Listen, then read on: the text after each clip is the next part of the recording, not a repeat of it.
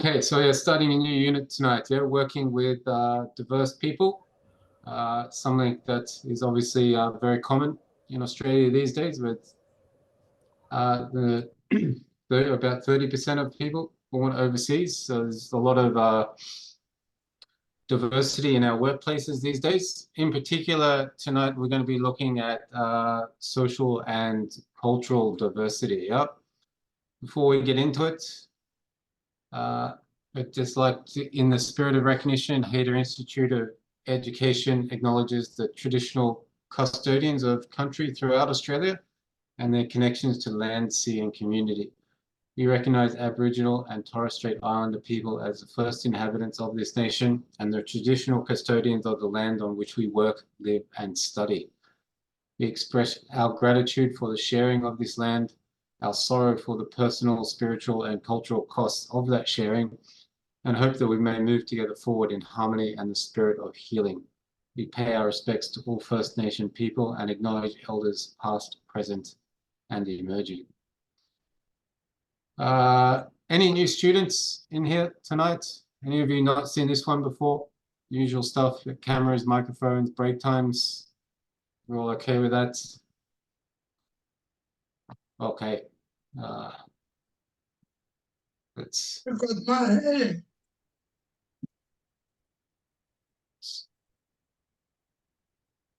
Sorry, Tony?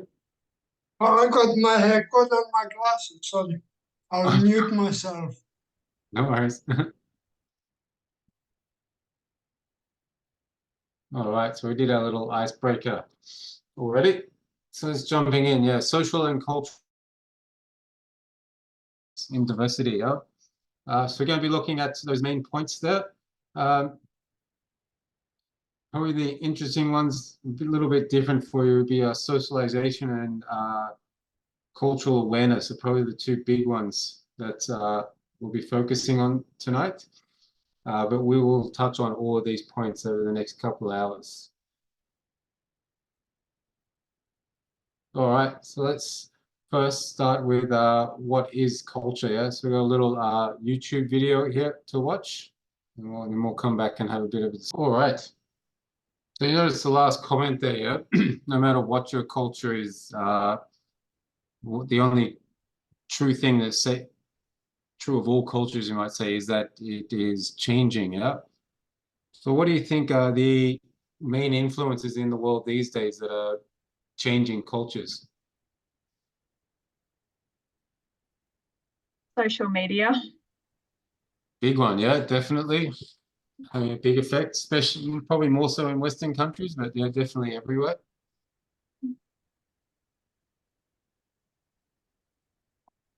Anything else? The pressure of life, the amount of people in the planet. Yeah, good. The numbers of Where do people. you understand?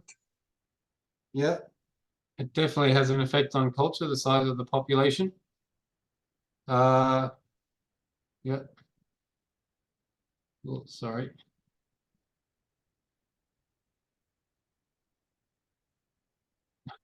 Okay, Sarah.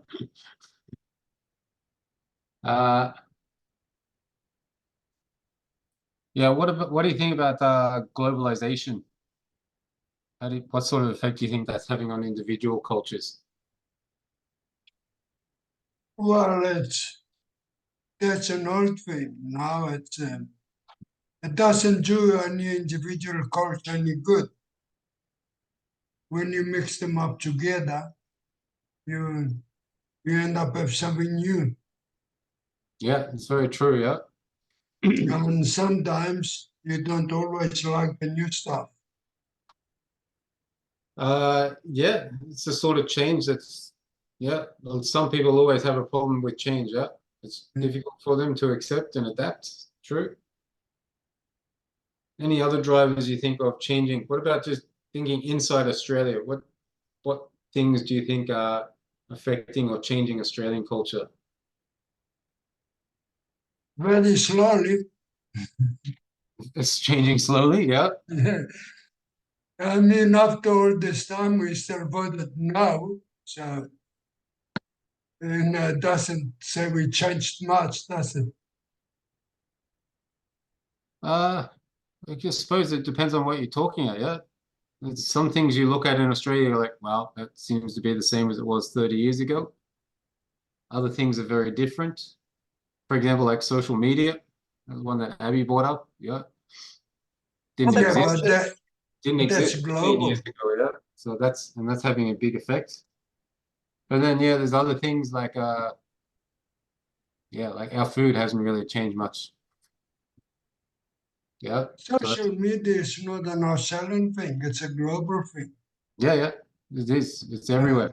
Yeah. Where to me, Australian thing is like when we have a choice to vote yes or no to Indigenous people, that's typical Australian thing. Social media, that's global. So could you repeat that last part, Tony? When we have a choice in Australia to say yes or to say no to recognition of Indigenous people, Yep. that's a typical Australian subject. And that's a measure of Australian culture. Yeah. Social media is not a measure because it's global. It's not only to Australia. Yes, that's true. Yeah. Good. Could it be introducing other cultures to the country as well? So You when other talk- cultures are meshing together, it's changing the culture of Australia as well. Yeah, it's definitely well, we are the most multicultural country in the Yeah. world. Yeah, Yeah, so people Yeah, bringing like their yeah. own traditions and their own stuff like that into the country. it's definitely creating a yes, kind of an amalgamation of cultures, if you want. It has good and bad aspects to that, I guess. Yeah. All right. Let's sorry. Did we lose Kylie there? She's just coming back.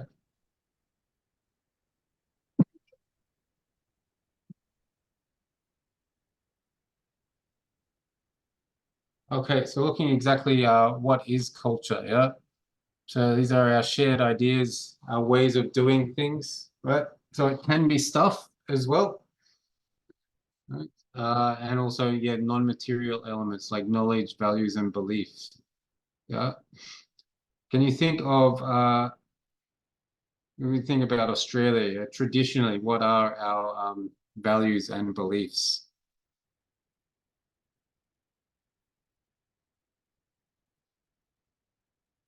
A hard question to answer, yeah? I remember doing this in like primary school. Yeah. It was always like Australia was seen as like, you know, we valued mateship and having like a carefree kind of relaxed attitude. Yeah, it's true. Mhm.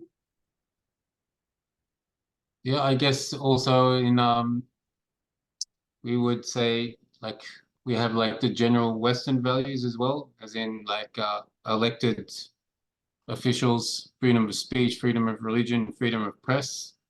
Probably very core elements of Australian, but not necessarily unique to Australia. How do you, well, that's like traditionally, yeah. Most of those are still true. Do you think there's any parts of Australian culture that are different from what they were 50 or 100 years ago? I'd like to think we're more inclusive, slowly, and more accepting. Yeah. But yeah, I think it's a generational thing. Yeah. True. Well, you Just would from hope that personal each generation gets experience. better. Yeah, that's true. Yeah. Good. All right.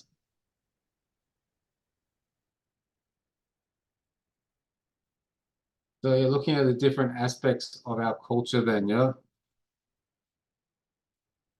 So looking there like what we share, yeah? Language, values, beliefs, customs, norms, and expectation, and what we produce as a society.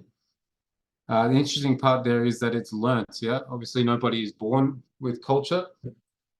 This is something that you learn. And so what are the, you would say, the greatest input into how we learn culture?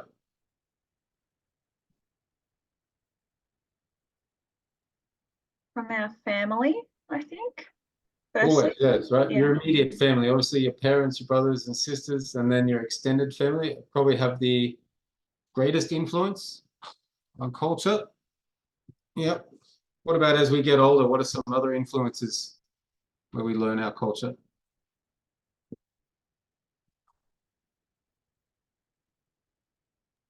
When we go to school and kinder and everything, and our teachers. Yeah, good. Well, so once you get to school age, then you sort of go outside of your family, yeah, and you have influences from friends at school, teachers at school. Okay. What about as we go into like adolescence and then adulthood? What are some other influences that come in?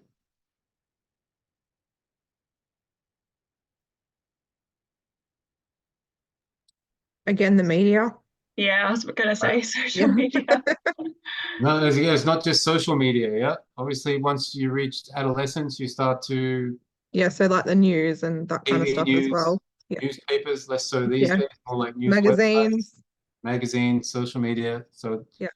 this is where you start to learn other parts of your culture as well, yeah.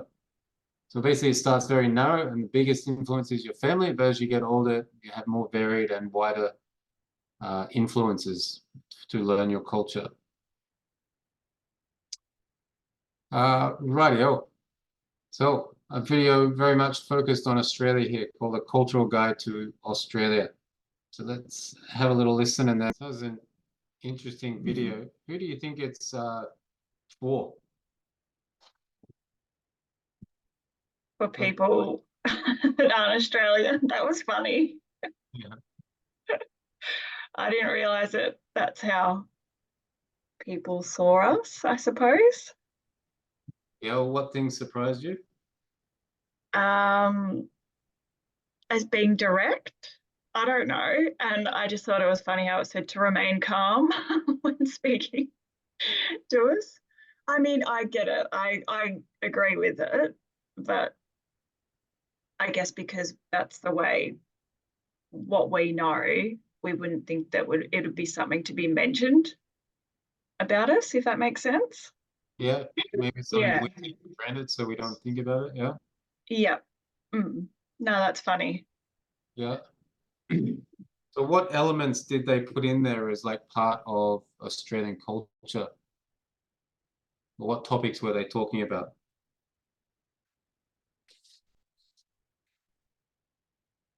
They said about having a no nonsense attitude and about sticking up for the underdog. I thought that was interesting.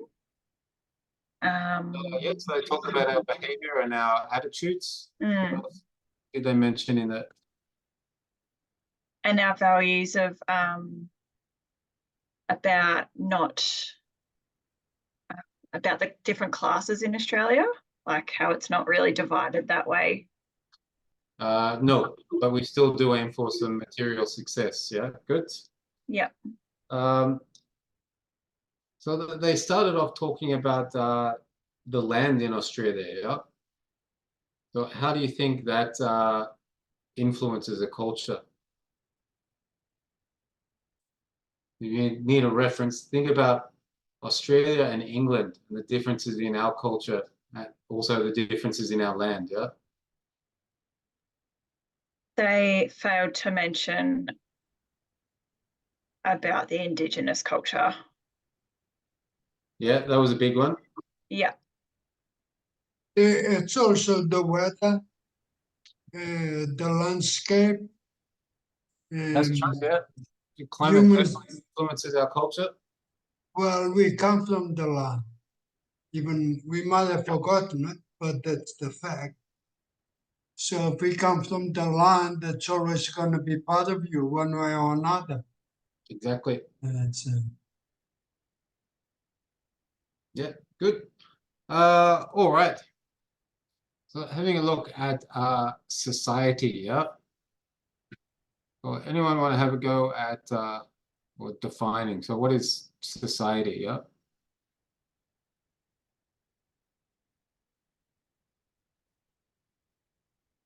Go on, AB. Anyone I wanna don't know, Tony. It's your turn. No, I've been up since 4. I'm tired today. Yeah. So society is a combination of different tribes. Yeah, good. Yeah. You That's have pretty much a all, good way of looking at it. It's a group of people with common beliefs or ways of living. Yeah. So you could say that culture is a part of society, but also that society is a part of your culture. Yeah. So they're very much interlinked, you might say. Yeah. You can't have one without the other, kind of thing. Yeah.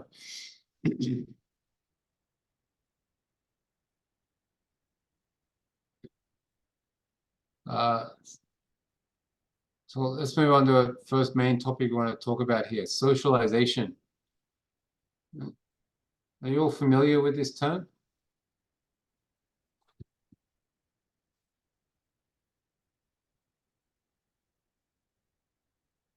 No, I haven't heard it before. But basically, well, what they talk about socialization is this is the process of learning your culture.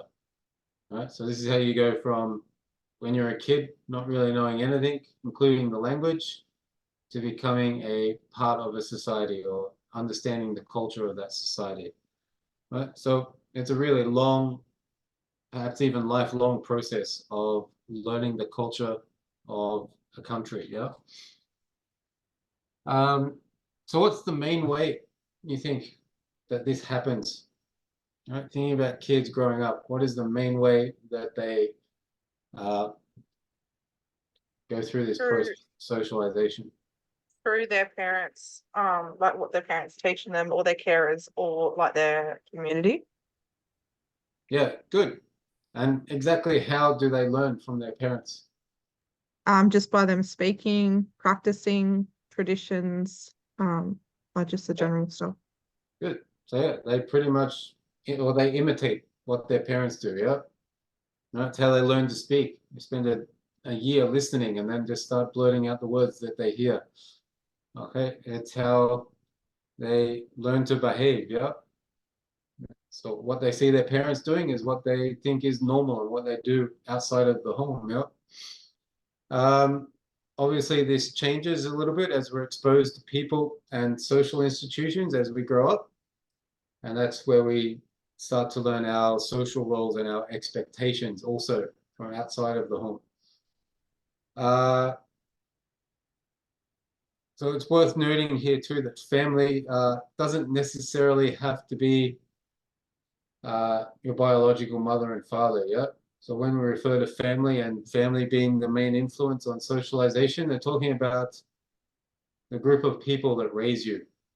Right. So they're the ones that are there. They're the ones that you're imitating. So that could be a group of people. Right. Could be one person, as it is in a lot of cases these days. So it's that group of people that raise you is considered family in this context.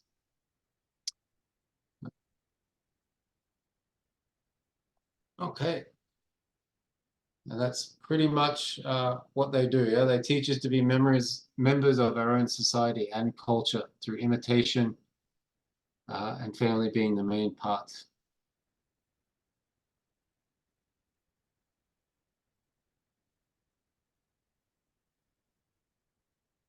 Okay, so just take a minute, please, here and read through this question. I'm going to put you into a couple of breakout rooms after this just to discuss this with each other. And I'll give you probably 10 minutes or so to discuss this, and then we just come back and want you to share with the group. So basically, when you get back, I want you and your partners to talk about a couple of things that were the same for you in your early childhood, and then one thing that was different for you. Yeah. Right. So thinking about that, don't just talk about what was the same for you. Talk about what was different and how you think that changed your process of socialization. Are you be okay to remember this question, or do you want me to paste it in the chat of your breakout rooms as well?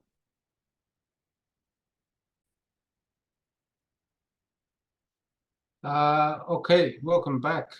So you're having a discussion then around influences on your, well, what influenced your socialization as a kid. So group one or breakout room one, can you tell us some of the things that were similar for you in your childhood? Was that us? I don't know which one we were. Yeah, you were number one. Yeah. Okay. I'm happy to speak if you'd like. So something that was for the same for all of us, we'd all celebrate like Easter and Christmas, but not religiously, just the holidays. Mhm. And then some different things with us were like the family dynamics, like how we were raised in the sense of single parent family. Like some of the values that were instilled were, for some of us and not others, relying on yourself rather than a man, for example.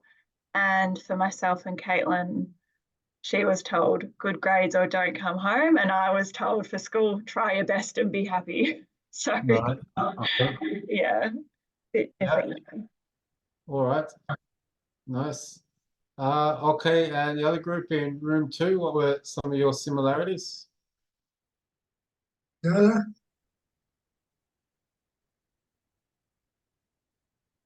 yeah, that was me and Sarah. You want to talk, Sarah?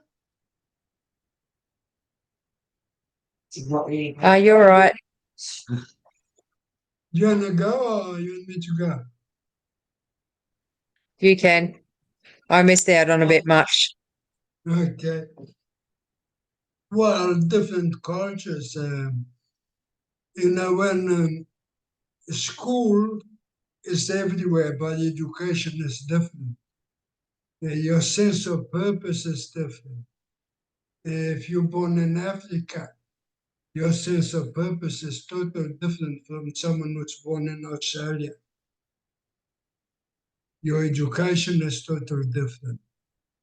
Your personality becomes different because of that. If you're born in Portugal like I was, then you've got a lot of history, and history becomes the main subject in primary school, and just the way it is. And if you come to Australia, you find the history has very little place in school, Mm. which I think it's a shame. And in Portugal, one of the things proud of is you don't get out of grade 10 unless you reach your history marks. You're not allowed to go anywhere. History is very important to that country. Other countries aren't. So different cultures. So your religion was much more a bigger part of culture in Portugal than it was here, yeah? Yes, religion, not speaking for myself, I'm more spiritual. But yeah, religion is a main thing. And Yeah. you're not Catholic, then you're in the vast minority. Ah, okay. Yeah. Yeah. What about similarities between Portugal and Australia? What things were the same, you think? Beautiful people, friendly people, good climate, good food, education level other than history, it's pretty much the same. In Portugal, we have donkeys. In Australia, you have kangaroos. Yeah. Okay. So it's not too far off. Yeah. Yeah. Is it normal to they use donkeys for work there, or are they just wild Oh, animals? yes. Oh, yes. Oh, not now, but when I was a kid, yes. All right. Okay. My grandfather had 6 horses and like 9 donkeys. And they weren't pets, they were all working Oh, animals. for working animals, right? They don't keep pets. They not enough money for that. Yeah. All right. Okay, so we're getting close to 7 o'clock there, so we might go for a break here, and we'll continue on with the society part when we get back at 7:10. Yeah. Rightio.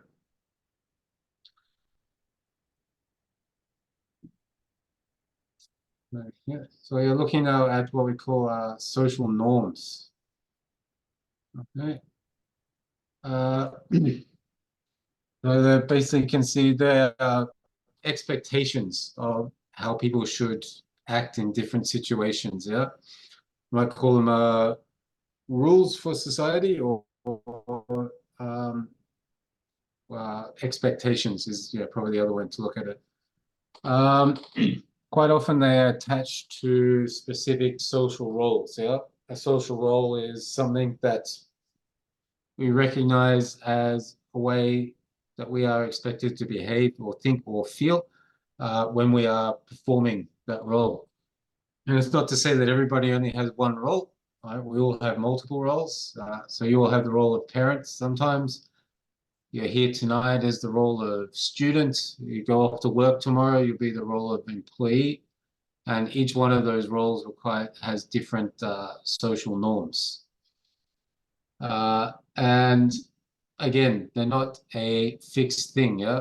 So what is expected of workers today in the workplace is very different to what was expected 40 or 50 years ago. So what do you think are some of the differences between workplace norms now and for our parents or our grandparents? We have a lot more people working from home and remotely and things like that. Yeah, good.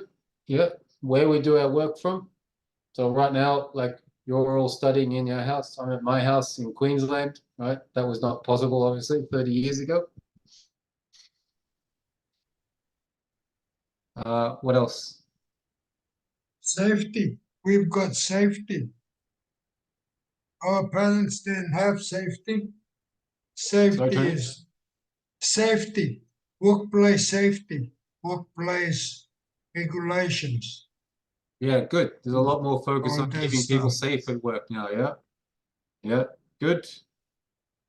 And what's the other big one that people talk about a lot like now? It's a three words we put together because we have more focus now outside of work.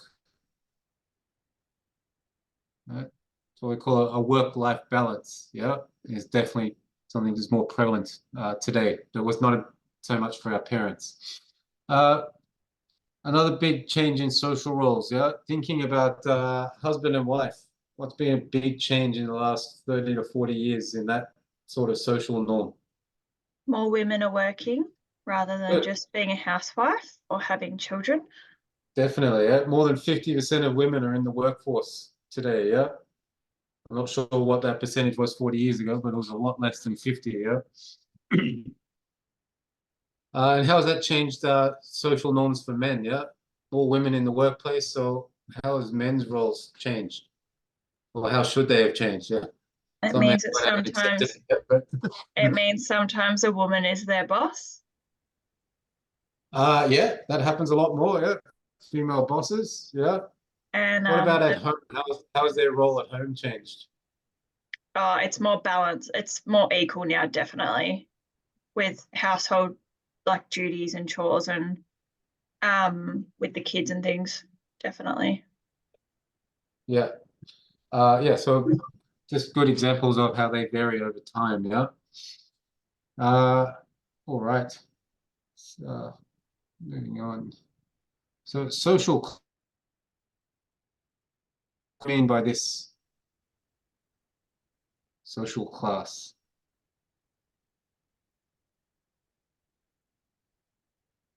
No, I'm not sure. Like,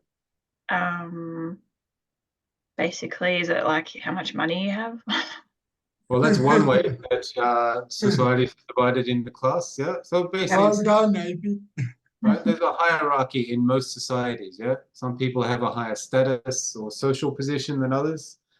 One of the key ways that it's divided is, yeah, money. How much money you have, yeah? So that's what they call a socio-economic class, yeah? We have typically low, middle, high, yeah? But everything in between there as well.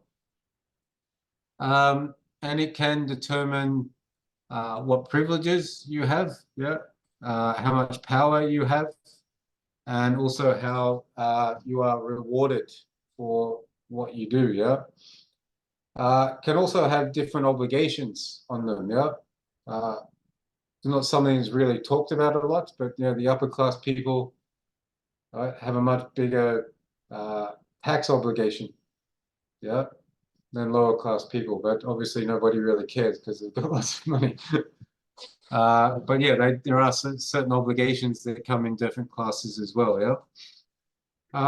And the reason that we talk about this is that it has impacts on people's opportunities in life, yeah. You can't really say that in that class system that there is an equality of opportunity, yeah? That people in the lower socioeconomic classes have the same opportunities to succeed and thrive in life as those in the higher case. And that's pretty much the basis for people wanting to do away with the class system or redistribute wealth as they talk about it. So yeah, he's talking about the divisions between the richest and poorest members of society, yeah? Or the gap between the rich and the poor. Right, yeah. So poverty and disadvantage, yeah, obviously linked to social class and inequality. But it's not just linked to money, yeah. There can be social elements in there and political elements that also lead to disadvantage. Okay. So it's a little bit different in Australia, but in America, it's a lot of people who don't have a lot of money are also politically disadvantaged because they can't get time off work to go and vote. Right? It doesn't really happen here because it's always on a Saturday and we have to do it. But we're weird in that sense, really. Most countries don't have compulsory voting, yeah? So that's what they're talking about, a political element, yeah? You're making $8 an hour in America, you can't take 3 hours off to go and vote. You just don't care enough. Basically, you need the $24 more than you need to vote. All right. Looking at the types of poverty, yeah. So we talk about absolute or extreme poverty. So that's what you see people living on. I think that's defined as less than $2 a day is the current standard for considered being in extreme poverty. Then you have relative or comparative poverty. So that's kind of what we see in Australia, yeah. There's very few people who can't access enough supports to get a basic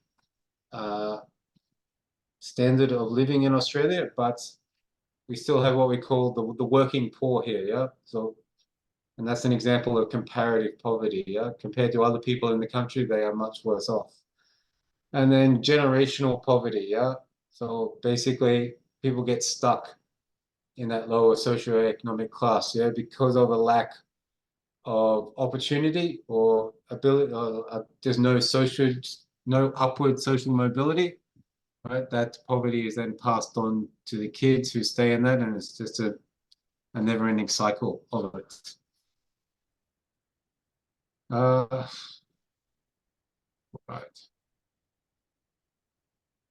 Okay, so we're going to go back for a bit of a discussion. So into two groups again. I want you to each come up with an example of what we were just talking about, yeah? So I'll put those three types of poverty into the chat box for you. And I want you to spend 5 or 6 minutes discussing with each other and trying to come up with an example with each one. And then we'll come back out to the group and share them with each other. Right, yeah. Stop that one. Recreate. All right, should be coming to you now.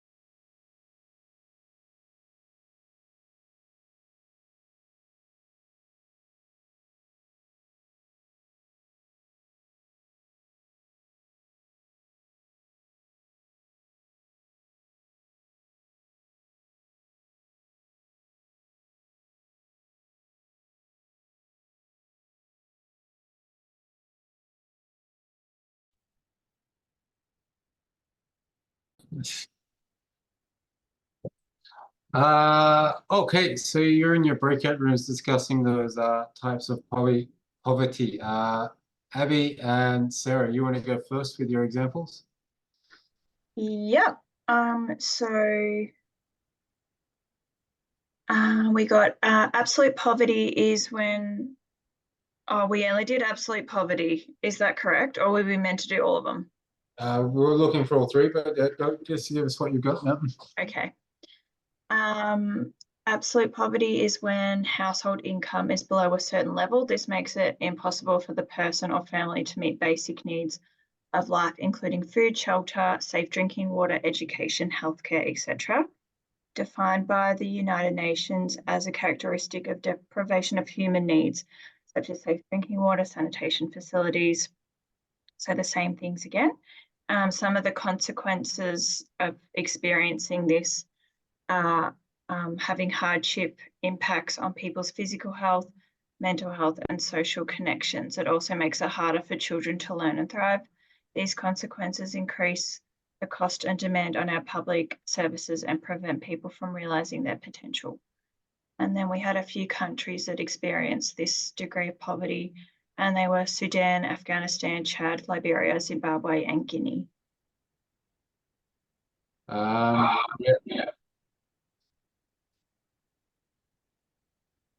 So yeah, obviously, one of the biggest consequences of that sort of poverty is, yeah, people actually die from it. Yeah. Does anyone know actually how many people die from hunger in the world each year? No, do you want me to Google it, or do you know? No, I had to Google it once a long time ago, and it stuck in my head immediately because there's Uh. 9 million people. 9 million. Yeah, every year. It's a lot. Yeah, and more than a third of them are kids. Yeah,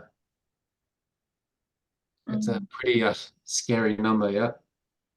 Like I said, you won't have to Google that ever. It'll be stuck in your head now, like it is in mine. Thanks for that. But well, again, probably just makes us realize how lucky we are. Yeah, I don't think anyone's ever died of hunger in Australia for a long time. Yeah, unless they were on a hunger strike. Yeah. Yep. All right. So Pony and Caitlin, you want to give us? I looked it up. Please don't judge me.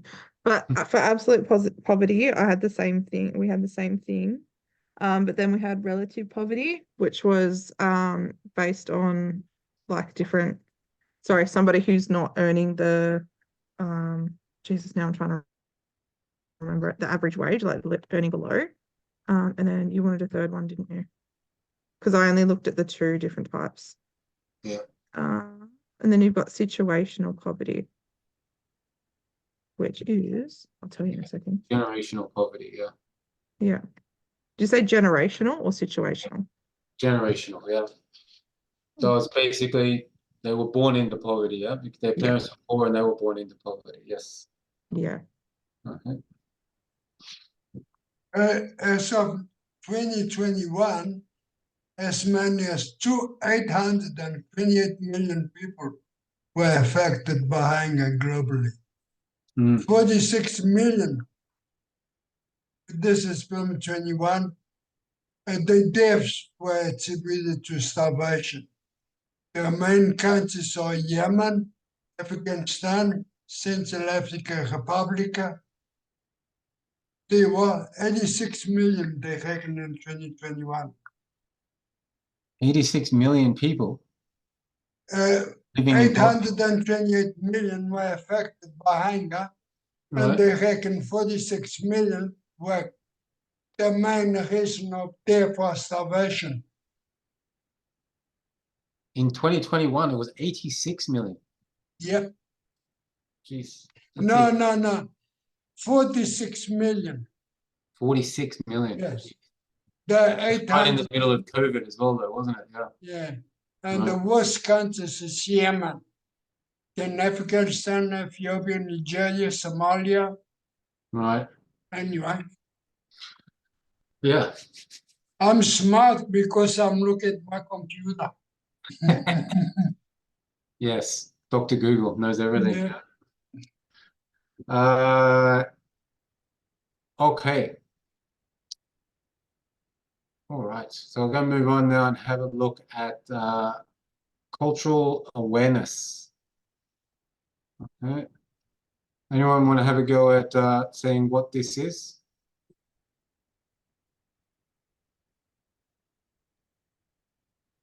Being aware of triggers of other cultures and things that may affect other people differently.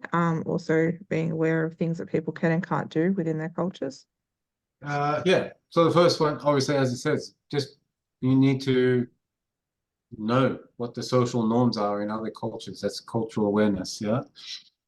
You might say it's the opposite of a very fancy word called ethnocentricity, yeah, which is pretty much just focusing on your own culture to the exclusion of others, yeah.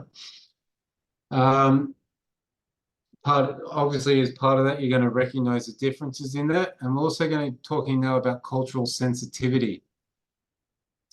What do you think they mean by that term, cultural sensitivity?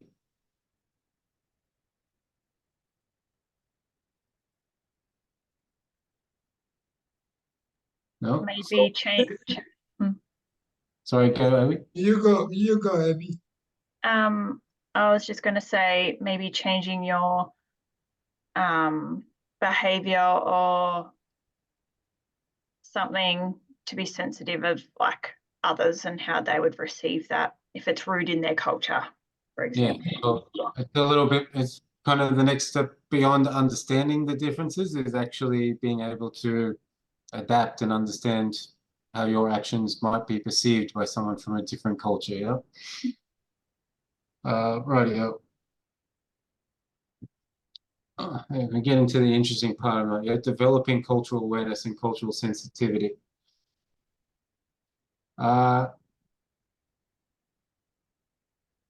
So first step in all of this, as in everything, is basically to admit that you don't know everything about other cultures, yeah? It's like the old saying, first thing to solving a problem is admitting that you have one. Similar idea, yeah? Before you can improve your cultural awareness and sensitivity, you have to accept the fact that, yeah, you do have a lot to learn in this space, yeah? And I don't think it's ever something you'll stop learning, to be honest, yeah? There's so many different cultures, it's pretty much damn near impossible to be aware of every social norm or practice from every culture, yeah? So it's kind of a lifelong learning situation, this one, yeah? So the second step would be developing an awareness of how your own views and how they actually affect your own culture, and also then to take an interest in other people's cultures. Yeah? You can't learn about something if you're not interested in it. And probably my favorite part of this would be, I like to put it as putting curiosity before judgment. Yeah. So don't assume that you know something because of what you've seen, right? Start with a question. Yeah. Always the best way to go about this. Yeah. Start with a question. And then even more from that is listen to the answer. Okay. It's all nice to ask questions and show an interest, but if it's just going in one ear and out the other, then you're not really doing anything to improve your awareness or your sensitivity. And from that, to try and develop some empathy with them. Yeah. So in this case, what do you think they mean by empathy? To put yourself in their shoes. Yeah, good, right? So it doesn't mean that you have to feel the same way as they do, as empathy sometimes can, but it means you need to have an understanding of how they feel and why they feel that way, yeah? So you at least have some sort of well, empathy with them through that way, through understanding, not through having the same feelings, yeah? And then the last thing would be to don't focus on what you can't get from it or what's hard about it. Focus on what you can learn from these other cultures, yeah? I think it'd be very, very hard to find any culture anywhere in the world that you couldn't learn something from, you know, or do something better in your own life by listening to them, yeah? So focus on what you can gain rather than what you could lose. All right. So any questions about those ones before we go on? Yeah. Oh, good, good. All right, so another little video for us to watch here around cultural safety. It's an interesting term that's come up a lot more in recent years. Basically meaning, does a person feel safe in a place or a situation to live in their own culture in that place? Yeah. So let's come back and discuss this one after the video. Yeah. So they brought up a very interesting topic there around cultural competence. Yeah. You remember what they said this is?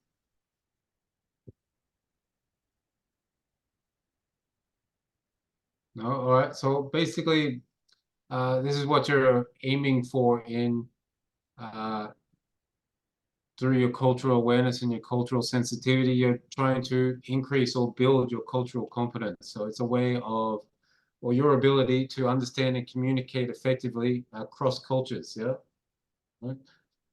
Again, like they said, though, it doesn't mean you're an expert, right? It just means that, right, you are open, or your ability to say what you don't know, learn from the people you're with, and then adjust how you act or what you say to basically get along with people of different cultures. Yeah. A big part of that is, like you were saying before, yeah, it is a never-ending, how you say, a never-ending process. So it's not like a Cert IV, yeah, where you go and do it and you study it for a year and then you're done. Yeah, this is something that you will develop across the rest of your career as you work with different people.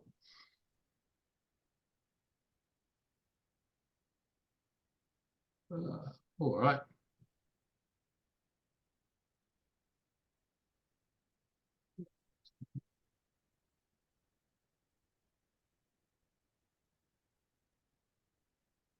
All right, so the other main thing that they brought up there was cultural safety, yeah? Something we mentioned just before. So their ability to feel safe in a certain situation. There's probably several, or more, how many have we got here? 4 different principles that we want to talk about in terms of cultural safety, yeah?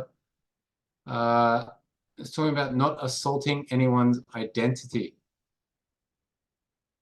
A bit of a difficult concept to understand. What do you think they mean by that? Assaulting someone's identity. Making racial remarks or racial discrimination. Yeah, or trying to make their culture less or inferior to another culture. Yeah, so devaluing their culture, you might say, is another way to look at it. Yeah.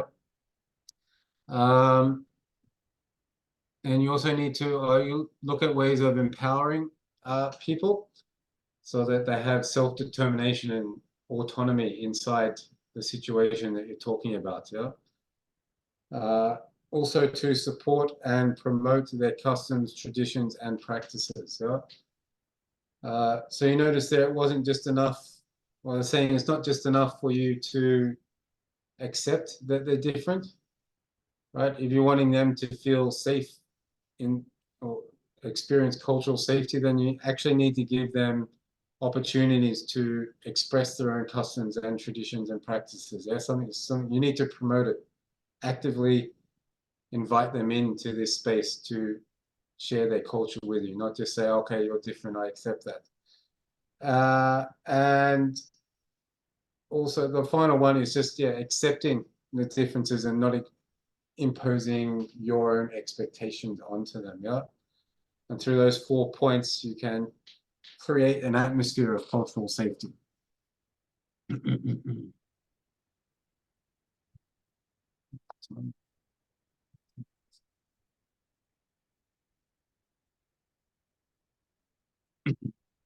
All right, so reflecting on the cultural perspective.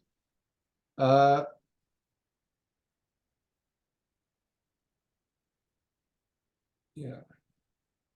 They're both pretty self-explanatory. I'm not going to bother going into lots of detail there. The main one here, though, probably to look at is reflect. So we're thinking about cultural perspective. What would we need to do to reflect on our own perspective?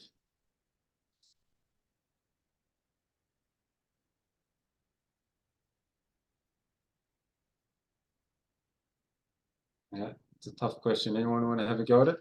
How can you reflect on your own cultural perspective?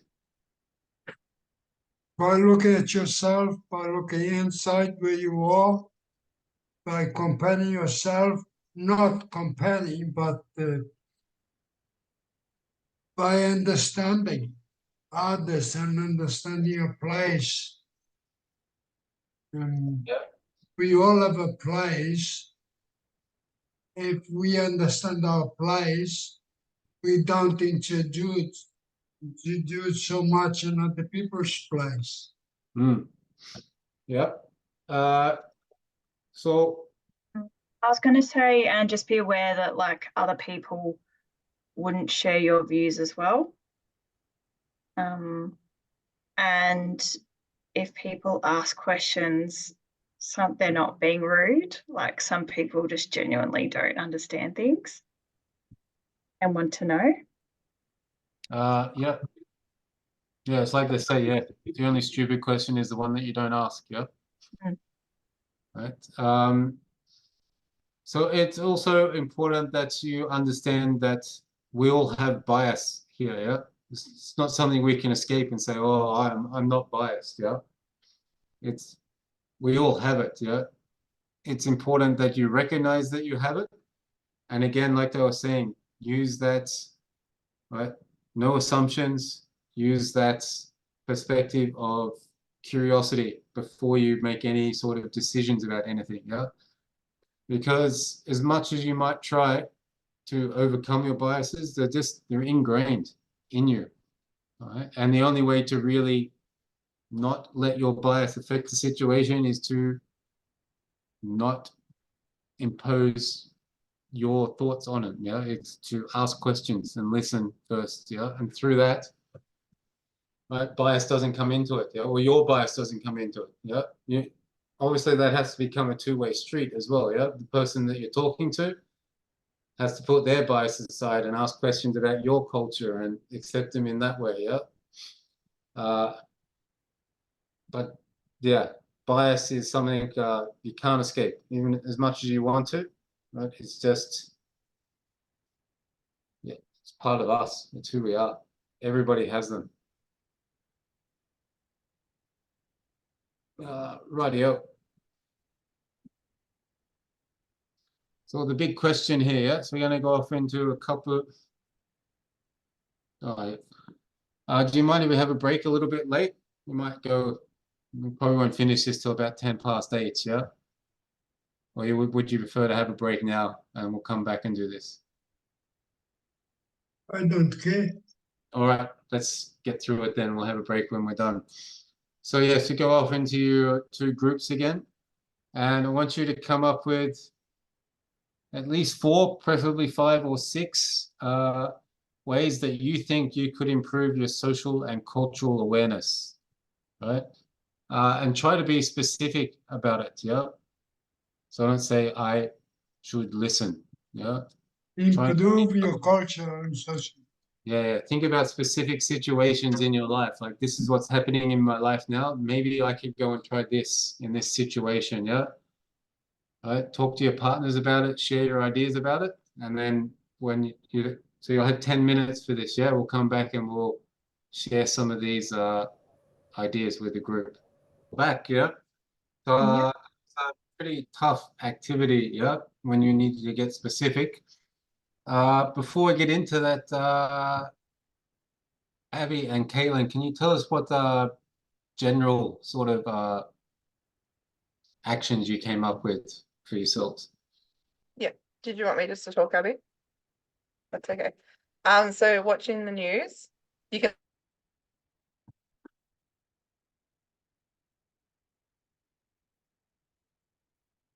Oops. think we've lost Kate. Having more depth, not depth, sorry. Is it Oh, coming sorry, through? we lost you there for a sec, but you're back now. Oh. Okay. Okay. So what was the last thing I said that you heard? I didn't hear anything from the start. Okay. So watching the news, having more depth conversations, cultural awareness training, Yep. volunteering with different cultural, like a different cultural events. I think that was it. Mhm. Knowing your bias, and then discussing and reflecting with family and friends. So teaching them stuff or learning new things with family and friends. Good. Connie and Sarah, did you have anything you wanted to add into that? Just for general things you can do to improve your cultural competence?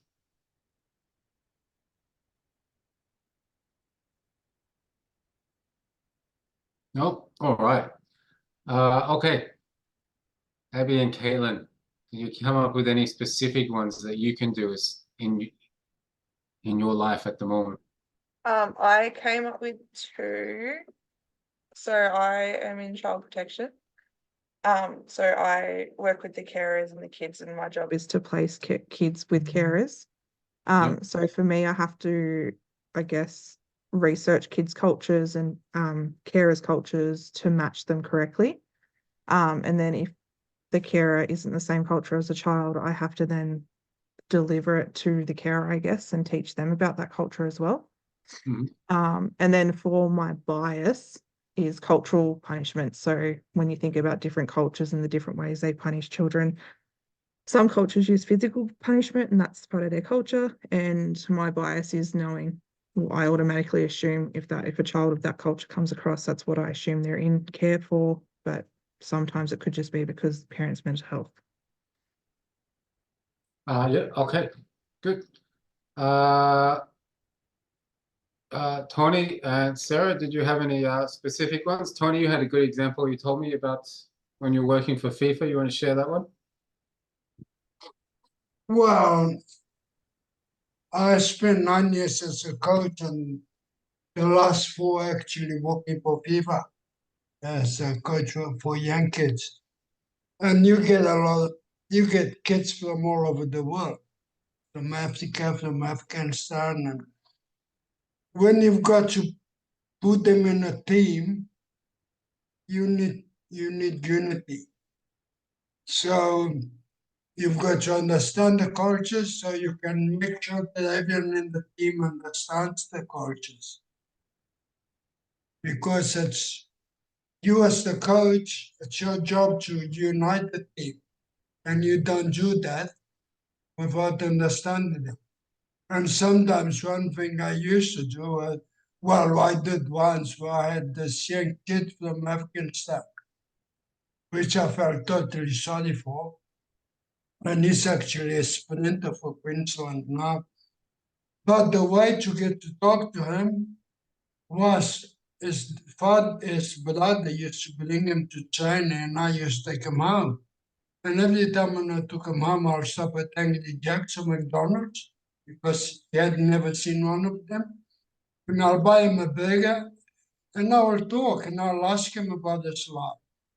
And that made me feel bad. Sometimes I went home and I went, how can anyone do that? I couldn't do that. No, I couldn't do that. That's a strong point. So I used that to let the other team know how strong this kid was, how he could benefit the team. He might look different, he might be different, but if you've got a weak point, you've got a strong point. Yep. Okay. And I know that sometimes I can be a bit more patient. I know that. I'm working on that, Benjamin. I'm working on that. All right. Thank you both for sharing. Yeah. So let's go and take our last break. Yeah. It's 8:21. So we'll come back at just after 8:30. Yeah, 8:30. Do you mind if I knock off? I got up at 4 o'clock this morning, mate. I'm not kidding. You're fine. Doesn't happen very often, but it happened a couple of weeks ago, and I had to be somewhere at 5 o'clock. No, that's fine, mate. We haven't got much left after the break, so should be okay. Thank you very much. All right, See you, everyone else, ladies. see you in 10 minutes.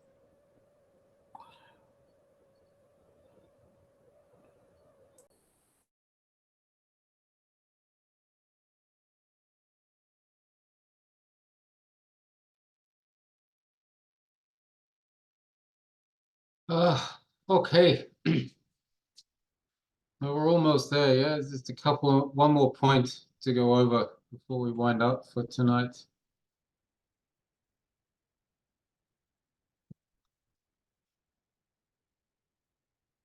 And we're looking at here. Yeah.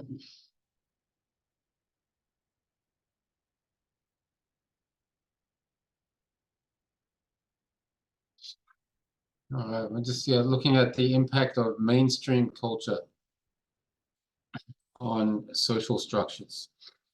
So, well, we got Australian society. So traditionally based on British and European social institutions. Yeah, it's where majority of today's inhabitants come from, and as such, our society kind of reflects British and European social norms. Now that's not everybody in Australia anymore, never has been, yeah, and it's an increasing proportion that are not part of this mainstream society.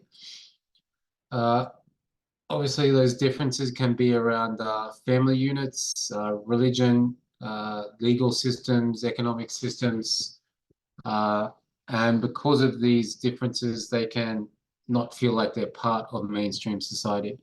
Language barriers can also contribute to that, sorry. Yeah.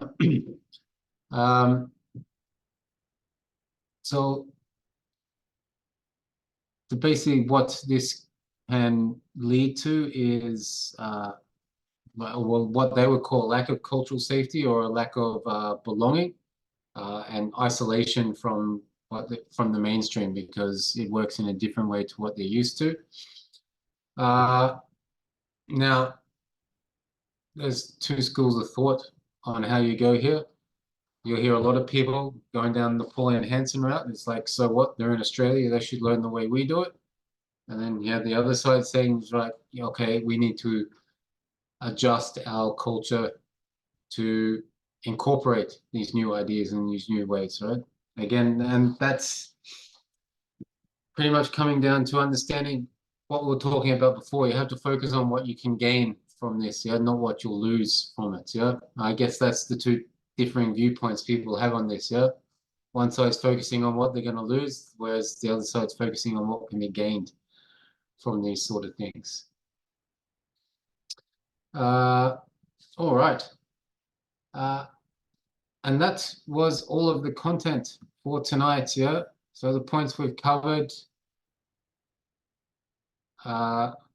across everything. Mainly it's looking at culture and society. Then the process of socialization, yeah. So that was how we learn about our society and cultural. Looking at what our social norms are and how they change depending on our role and our class. Understanding poverty and disadvantage and the types of poverty and how they affect people inside a society. And then the main part we're looking at, understanding cultural awareness and developing our cultural competence, yeah, which is probably the main takeaways from tonight, yeah, what we were leading up to.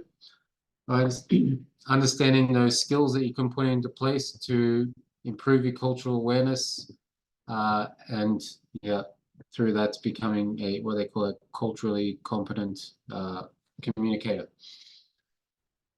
Okay, nice. It's enough of me talking for tonight. Yeah, before we wrap up, and do you have anything you want to ask about what we've done tonight? No, all good. Thank you very much, Ben. No worries. Yeah. Yeah, I don't have anything.